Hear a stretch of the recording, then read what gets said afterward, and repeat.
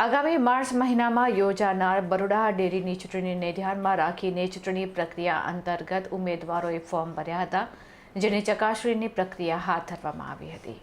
બરોડા ડેરીના વહીવટી બોડી માટે ચૂંટણીની પ્રક્રિયા હાથ ધરવામાં આવી છે, જે અંતર્ગત ડેરીના જૂના અને નવા ઉમેદવારોએ ચૂંટણી માટેના ઉમેદવારી ફોર્મ ભર્યા છે, જે ફોર્મની ચકાસણી હાથ ધરવામાં આવી હતી.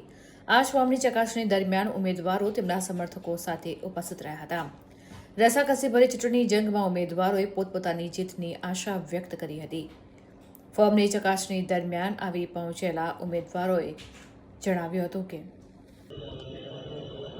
એ કોઈ મારા માટે મહત્ત્વ નહીં ધરાવતું.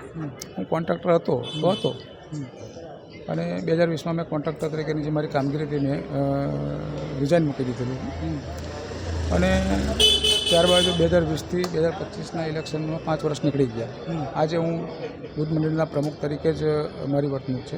મારો ભૂતકાળ હતો કે હું કોન્ટ્રાક્ટર દૂધ મંડળીમાં હતો, એટલે હું એ આક્ષેપને કોઈ અલગ એંગલથી નહીં જોતો.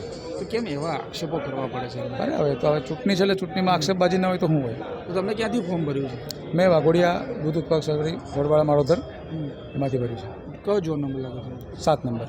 તો શું માનો છો, જે રીતે ભાજપ તમામ જગ્યાએ તમામ લોકોને મેન્ડેટ આપશે, આપને શું લાગે છે આ ચૂંટણીમાં કેવી રીતે જીતી શકે? હું મેન્ડેટની આશા રાખું છું.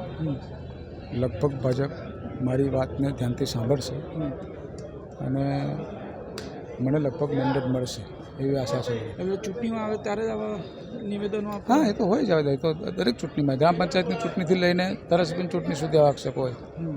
એ તો સામે સામે બધાય કરે. કઈ મંડળી છે તમે? મારી વડવાડા દૂધ ઉત્પાદક સહકારી મંડળી વાઘોડિયા. બસ ચકાસણી કરવા આવ્યા હતા, આપી દીધું, બધું થઈ ગયું. તમે જે આરોપો ડીનુ મામા સામે લગાવ્યા તેવું 25 કરોડનો માનહાનિનો દાવો દાખલ કરવાની વાત કરી, શું કહેશો? કંઈ નહીં, હું આવો તો આરોપો સાચા સાબિત કરશો આપ? આ તો જોઈશું સમયને છે. 25 કરોડનો માનહાનિનો દાવો પણ એમને ભાજપનો મેન્ડેટ મેં ભાજપના માણસ તરીકે મેં માગ્યો છે, બરાબર.